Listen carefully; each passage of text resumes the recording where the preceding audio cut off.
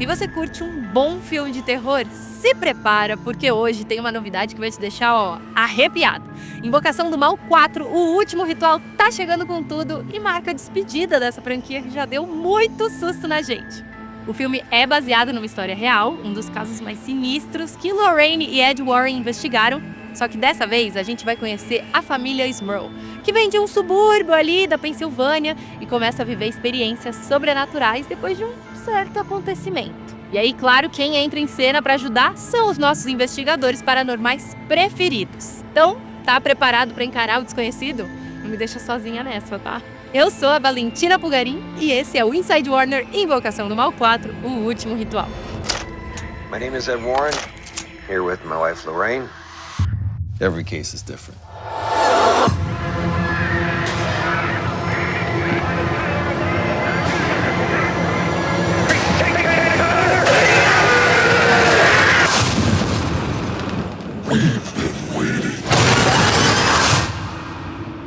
Você sabia que o caso da família Smurl foi um dos mais assustadores que os Warren já investigaram?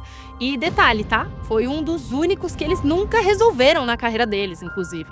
Além disso, nesse filme a gente vai conhecer melhor a Judy, que é a filha do Ed e da Lorraine. Ela já tinha aparecido nos filmes anteriores, só que agora vai ter muito mais destaque. A Judy herdou os poderes psíquicos da mãe e, bom, isso vai trazer umas consequências meio tensas, como você imagina. The Smurl case was the darkest thing we've ever seen in the series. Ed and Lorraine, they're both contemplating hanging it up. Unfortunately, because of their innate goodness, they actually can't walk away from it. This demon has a vendetta, and what it wants is very personal. E olha só quem tá de volta, gente. Vera Farmiga e Patrick Wilson como Lorraine e Ed Warren. Esses personagens que a gente ama e ama passar susto com eles também, né? Também entram na história Mia Tomlinson e o Ben Hardy como Judy e Tony, o namorado dela. E aí, adivinha, gente? Eu tive a chance de conversar com esse elenco incrível para saber tudo sobre esse lançamento. A gente falou sobre como foi gravar o filme, claro. Eu perguntei também se rolou alguma coisa sobrenatural no set. Será, gente? Ai, meu Deus. Também bati um papo com o diretor, o Michael Chaves, e o produtor, o James Wan. Esses dois são os culpados por você nunca conseguir dormir depois de ver um filme como esse. Patrick, what do you think is what makes people so addicted about horror movies like this one? Well, I think there are horror movies, and then I think there are horror movies like this one. I think for me, if I think about why the movies land and why they superseded the genre, right? And you have the scares and you had all of that terrifying stuff that we established pretty early on in James's style of filmmaking, and then now Michael Chaves' style of filmmaking. Yeah. But I think at the core of it, it's about people and relationships, and specifically our relationship and Ed and Lorraine's relationship. So I guess if I'm a fan, I bet if the fans that like our marriage and relationship, they want to come watch it and see what they're going to fight and are they going to survive it, and that. So there's a little bit of nostalgia at this point, and then it's like what's new, and certainly this case is much different than any of the rest because it becomes deeply personal. So this is a whole other level. I feel like it's all fun and games with these movies until we see it based on a true story on the screen, right? Ben, how does the true story element changes the energy on set, like compared to purely fictional movies?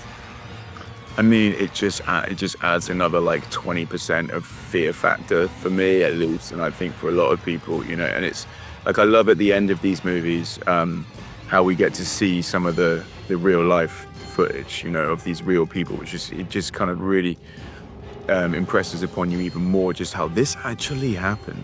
Like whether you believe or not, like you know, that about what they experienced, I think for these people it genuinely happened. That's their truth, and that is terrifying. Having a reminder at the end is a frightening aspect, definitely, because you sort of then feel like in some way sort of touched by it or close to it. And I think that's a fear that you definitely have on set anyway, because you're performing in something that is close to reality. We're playing real characters. Judy and Tony are, fortunately still around, able to share with us their experiences and what their opinions are, which is fascinating. But when I met Judy, she gave me a bracelet that she makes. She likes that you donate to a charity, an animal charity, because she loves animals, of course. wear that bracelet in the film. In the diner scene, you see it. I've still got it on. And Oh my God, that's so cute. it's lovely, and it's made with pieces of Lorraine's beads from her dress and her skirts. So I felt very protected by that.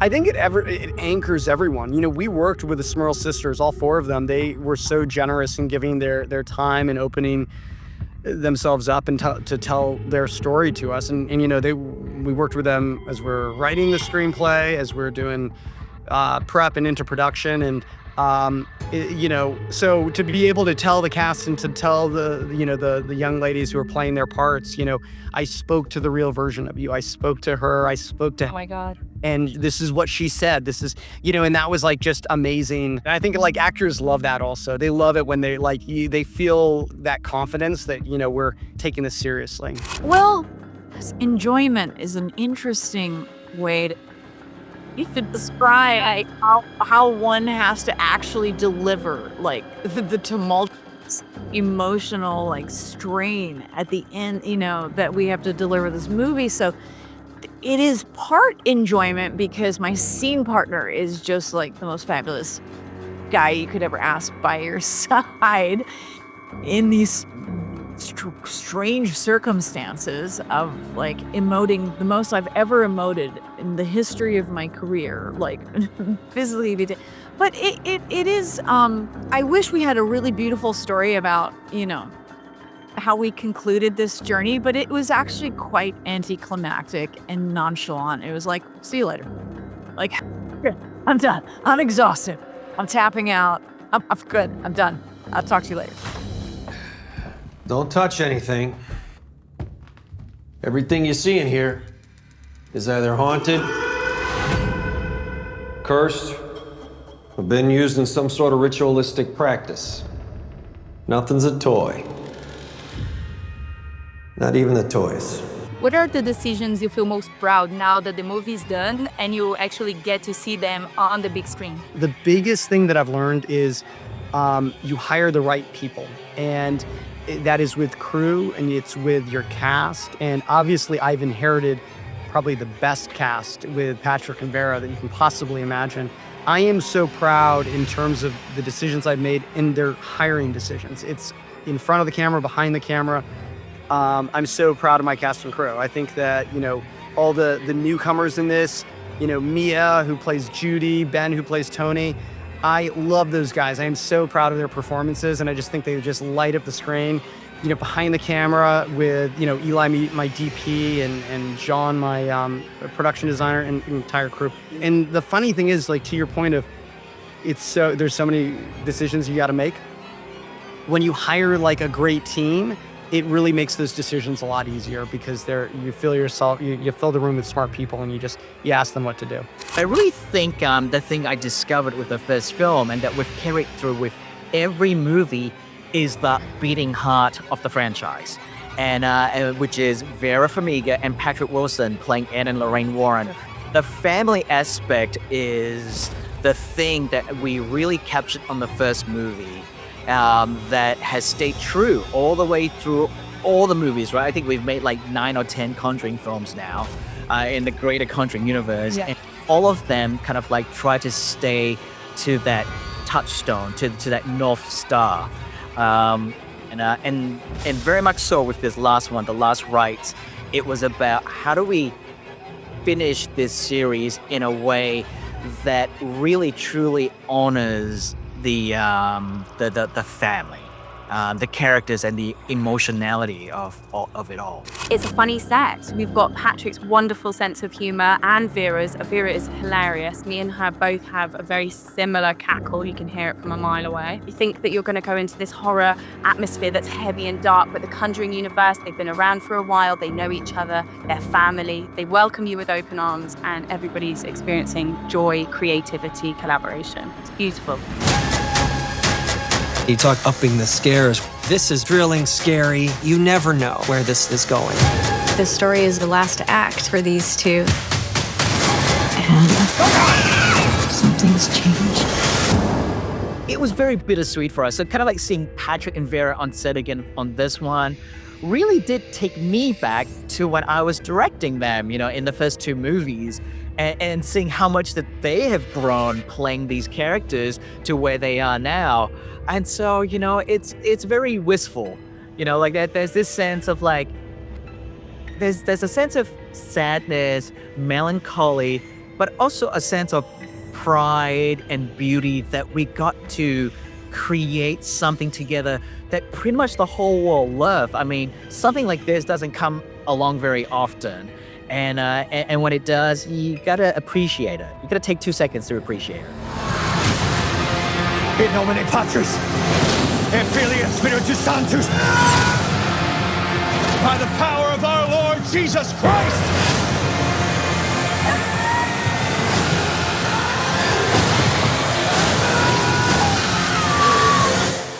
I don't know how to protect you this time.